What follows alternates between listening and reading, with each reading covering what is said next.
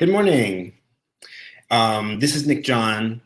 I'm going to give everyone just a couple minutes in case there's a few people that'll trickle in, but we'll be getting started in just a few. If you're interested, you're welcome to introduce yourself in the chat box on the right side here. And if you have general questions, I won't be monitoring the chat box, but Nico will be. I have a few folks helping to support me through this webcast. So if you have things you want to say there, Nico will be monitoring that. If you have general questions that would be relevant to everyone, you're welcome to post those in the using the red button at the bottom of your screen. You may need to scroll down under the questions and topics. If there's time at the end, I'll take a look at those and give some answers if I'm if I have answers for you, and if not, we'll figure out a way to get those questions answered. So that'll all be time dependent. If you do see a question that's already been asked and you like that question or want to know the answer, feel free to upvote it, and that'll trickle it to the top and help me know what are the most important questions to ask.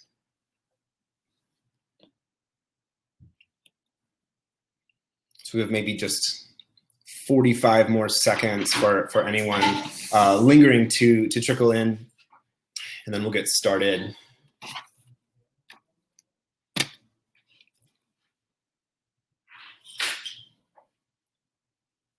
I'm not often on camera, so this will be interesting. I do a lot of presentations, but usually in person. And so I'm used to seeing a lot of those visual cues of how people respond and if they look confused. And I can do things like verify that you can hear me. So this feels a little more in the blind than I'm used to, but so far so good. Okay, so we'll get started. I'll start off with my own introduction. So this is Nick John. I'm a solutions engineer here at Redox. I'll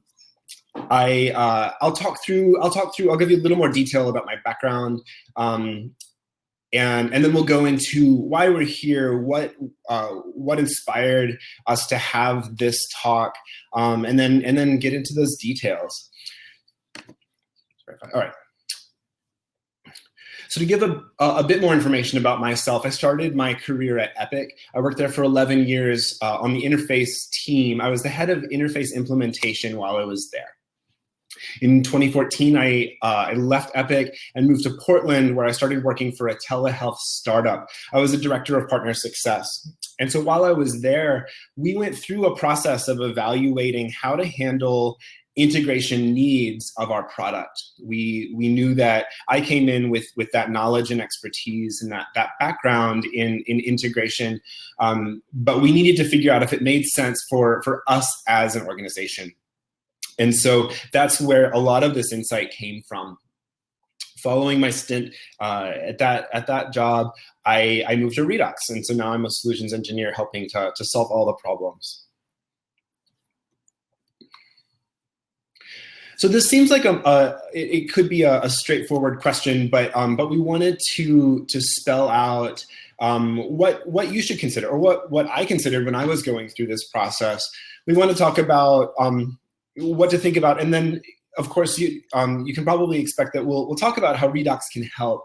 One of the things that I wanted to include in this, though, is ways that Redox can't help. So things that you still need to factor in as you're doing this evaluation, and ultimately as you're doing integration, there's things that you will need to do regardless of whether you're working with Redox or doing this on your own. So we wanted to help you understand what you're up against. So to give a little background on the specific question here, we've been referring to this as the build versus buy decision. So at its simplest level, to build integration would involve developing point-to-point connections with each of the vendors or each of the health systems that you work with. So you might even have multiple Allscripts customers, for example. So you might see a cluster over here. You should think of them as all separate lines, because even though Allscripts is a single vendor, their integrations and the actual implementation of an individual electronic medical record can vary. So we do see quite a lot of variety there. So developing this does involve connecting to each of those locations. Buying an integration solution like Redox would look a lot more like this. So your application would connect directly to Redox, and then Redox will handle connecting to all of those sites. So you still may see a cluster down here. I'm not sure if you can see my cursor, but you might see a cluster around the Allscripts box or other vendors, but Redox would be handling those complexities rather than you. So we'll talk through 5 specific considerations here, and then circle back and talk about additional things that you may consider as you go through those. So these are the 5.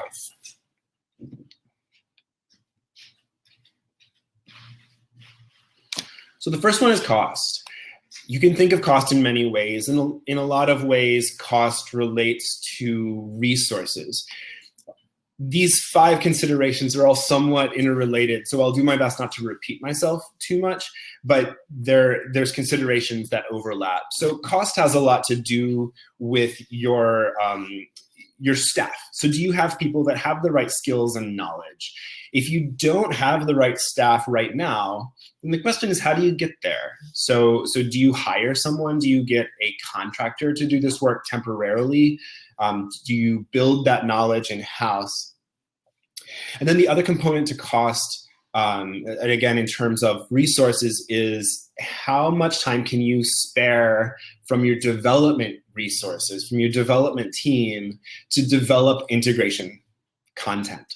And so that's something to consider. There's the upfront cost of developing that, and then you probably are also thinking about the long-term cost of maintaining it and supporting rollouts and future implementations. The second consideration is speed. So how quickly can you get this feature to market? We know that integration is something that a lot of groups are looking at. Can your product integrate with the EHR? It's possible that your product relies on content from that EHR. And so getting this developed rapidly is no doubt an important component for you. There's a learning curve as you start to work in healthcare and work through the standards used in integration. So it takes time to get up to speed and know how to handle that. And then, of course, there's still those rollout considerations that you'll need to maintain that over time, and that could impact your team's availability. Now, I spoke to this briefly, but you need experts on your team. There's a few different types of experts that you'll look for. The first would be analysts. So people that can help design these workflows.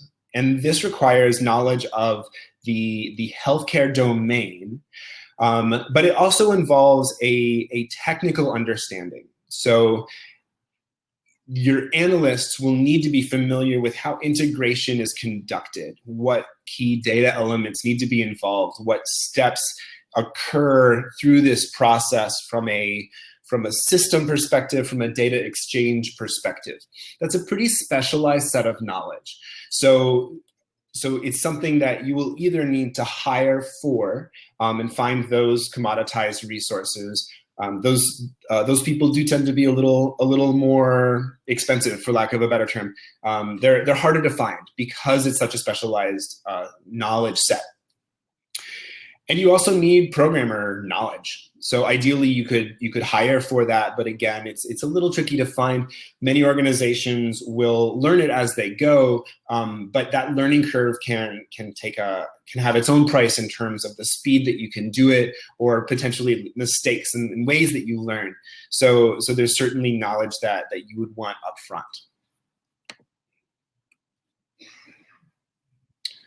You'll need to establish trust with the health systems that you work with. Health systems are understandably concerned about things like their exposure to PHI leakage, PHI being protected health information. So that's one example where there's a very critical eye. There are stiff penalties for leaking that information. And so as a health system begins to work with a new vendor, they'll do a lot of evaluation to determine whether they trust you to do the things you're supposed to do. Are you properly encrypted? Do you handle data at rest properly and when it's in motion? will you tell them if a leak occurs? Those types of things. They need to have confidence that you will do this properly. The fifth one here is scalability. I think of this as rollout or expansion, your ability to deploy your solution, not just to one site, but to multiple sites. There's a popular adage in the integration world. People will say, if you've seen one interface, you've seen one interface. Ideally, you would see a lot of consistency, but the reality is that EHR vendors have a lot of variation, and even within a single EHR, between multiple health systems, those installs will vary. So there's less predictability than you would hope for. So that's something that you'll need to anticipate. One of the customers we have at Redox came to us because as they were scaling their product, they discovered that their integration team was scaling at the same rate. And of course, that wasn't sustainable for the size of deployment that they were hoping to achieve. So that's something that we do hope that we can help with. And I'll talk in more detail about how we help with that in just a bit. The final point here is talking about the reliability of integrations. So maintaining a VPN connection, for example, VPNs go up and down. Health systems will have planned or unplanned downtimes. And they may also, they may apply upgrades, they may modify their configurations. These are all things that will require maintenance over time. So do bear those in mind as you approach your integration. So that covers the key considerations for those 5 points. I'll now talk through how Redox can help. And as promised, I'll also point out what we don't do for you, things that you'll need to be figuring out and being prepared for yourself. So hopefully this adds value to folks that are going through the consideration.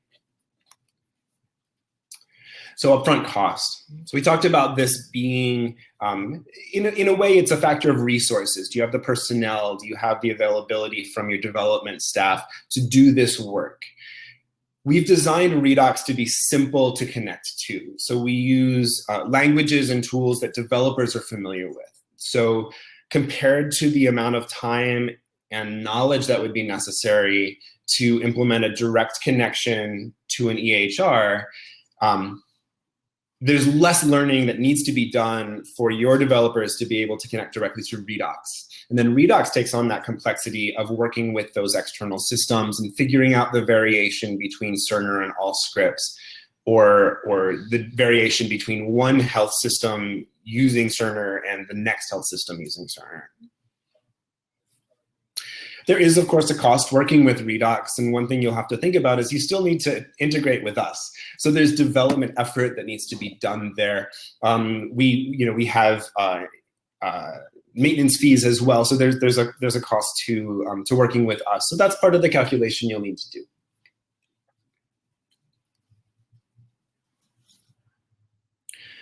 I touched on this just a second ago, but the intent with Redox was to enable you to do this rapidly. Now, we have seen organizations get connected and live with Redox as fast as 10 days. That's not standard, though I challenge you to be the first to do it in 9. Typically, we see 4 to 8 weeks is a pretty typical implementation timeline for organizations to get these up and running. So if you compare that to what you would likely be doing for other integration needs, that is significantly faster.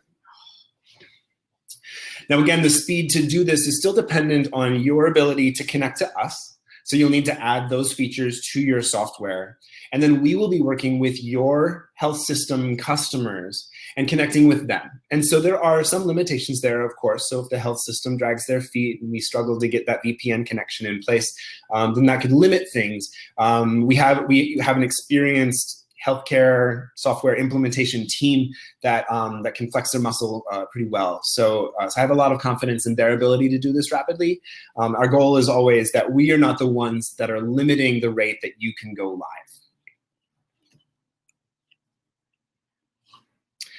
Now, one of the benefits that we see with Redox is that it reduces the knowledge that your team needs to have command of. So specifically, you do not need to know HL7 to integrate with Redox. You don't need to know what web services are available in Epic and if those are the same web services that are available in Allscripts. Hint, they're not. We do know those things, and so we can help guide you through those considerations. Now, you will be integrating with us directly, and we have that information on what data can be available when you're doing those integrations. We'll also help you know when you can rely on data being available versus when it's less clear. So perhaps one system doesn't support sending data, or it's only sent in certain workflows. So that's something that we can help you understand, and you'll want to design your product accordingly. Now, you do have some expertise that you will need to have in your arsenal. So you'll still need to design your product to handle your data appropriately. So your developers will be thinking about medical record numbers. How do we store it? What does it represent? Do you need a provider identifier, or can you just use the name? So a lot of those things, you'll still need to have that knowledge. You'll need to have a thorough understanding of the workflows, not only in your product, but in the areas where your data is being consumed in other products, or how data that is being entered in other products flows into your system. So that's workflow knowledge that you'll need to immerse yourself in and be familiar with, regardless of whether you work with Redox or not. Now, trust is a key component in getting these established, and it can certainly slow things down if you haven't built that credibility with your customer. We have been doing this for a while now, so we have a lot of confidence. We have a very successful track record, so we've done this quite a few times. We can talk the talk with the customers. We handle the data in secure methods. And as you can see, we have quite a bit of experience across a breadth of EHR vendors as well as numerous health systems. So we can come in with that to help establish that credibility. Now, you will also need to have credibility yourself. So health systems will be asking you those questions of how do you store your data? Is it secure? Those types of things. So there's a component of that as well.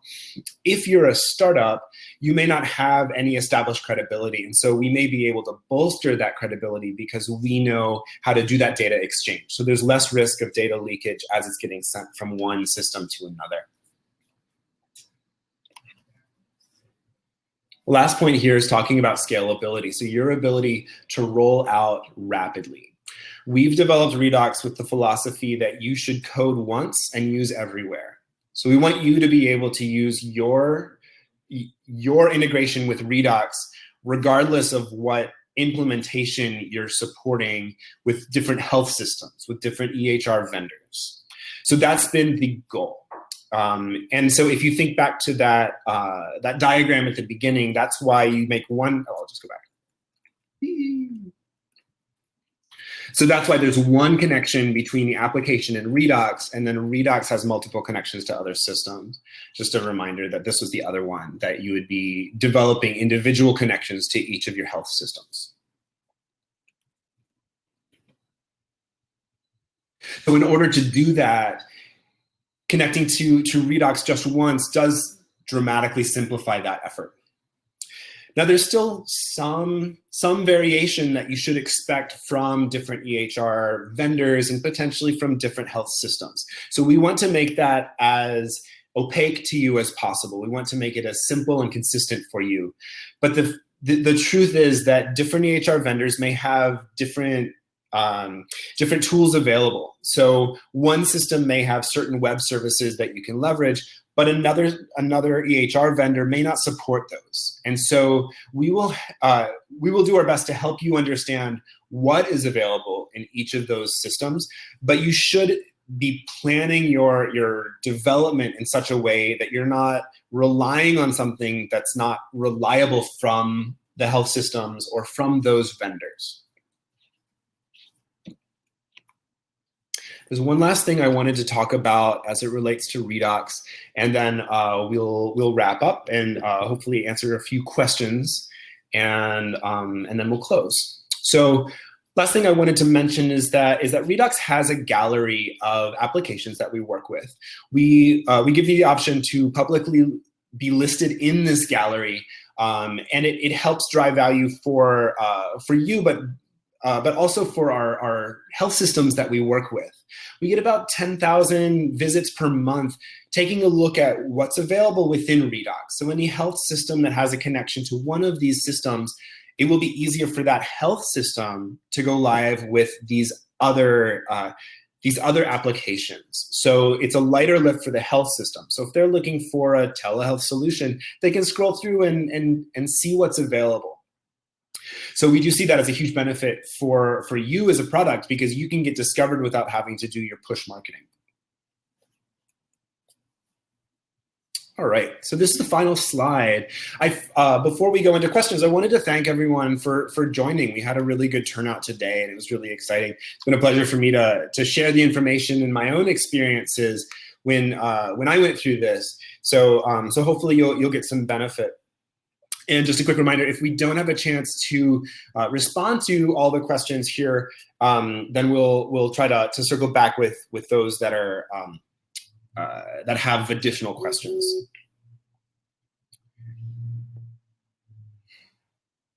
So the first one that I'm seeing here is, where can I see your API documentation? So that is publicly available once you have a free developer account. So go to our website and sign up for a developer account, and then you can get access to our API. So that gives you all the information you need, and gets there's some quick start guides to help you get that underway. I see another question. Oh, I should be marking these as I answer. Well, I just answered that. There's another question here asking about the difference between reliable and possible content. So when you take a look at the API, I spoke about this a moment ago, but it's one of the challenges is knowing what data can you rely on. Are you guaranteed to have a certain data element, or will it only sometimes be available? That's an important consideration, because as you're looking at rolling out to multiple sites, you don't want to design your system to rely on data that's not available.